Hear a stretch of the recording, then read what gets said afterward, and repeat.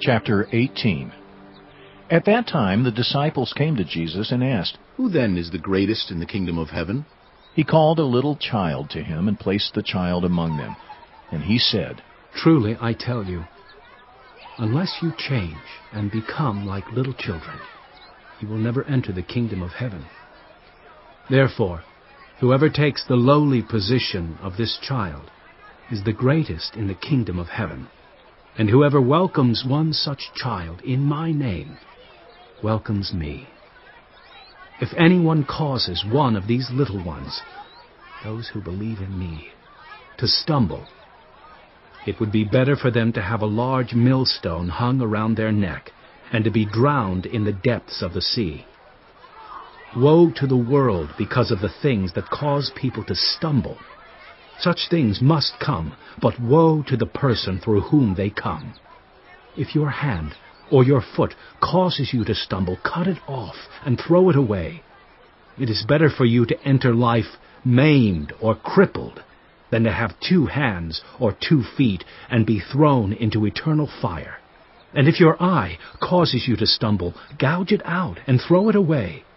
It is better for you to enter life with 1 eye than to have 2 eyes and be thrown into the fire of hell. See that you do not despise one of these little ones, for I tell you that their angels in heaven always see the face of my Father in heaven.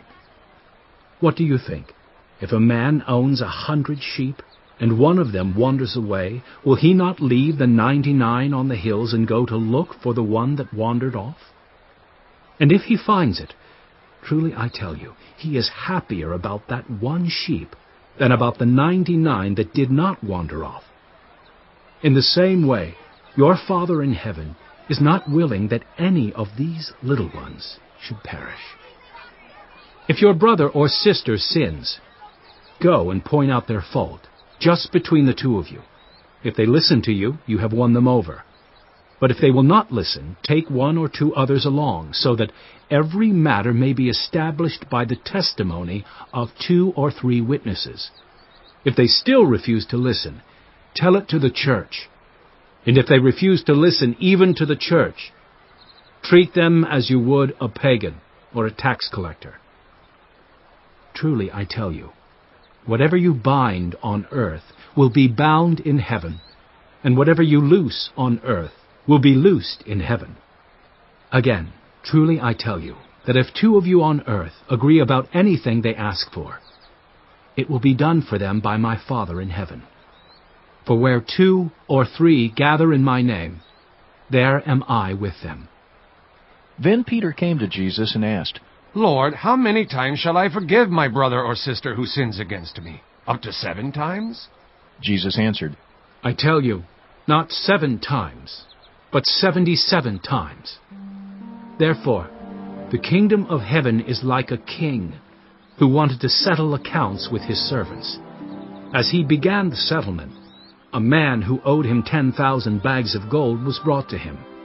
Since he was not able to pay, the master ordered that he and his wife and his children and all that he had be sold to repay the debt. At this, the servant fell on his knees before him. 'Be patient with me,' he begged, 'and I will pay back everything.' The servant's master took pity on him, canceled the debt, and let him go. But when that servant went out, he found one of his fellow servants who owed him 100 silver coins. He grabbed him and began to choke him. 'Pay back what you owe me,' he demanded.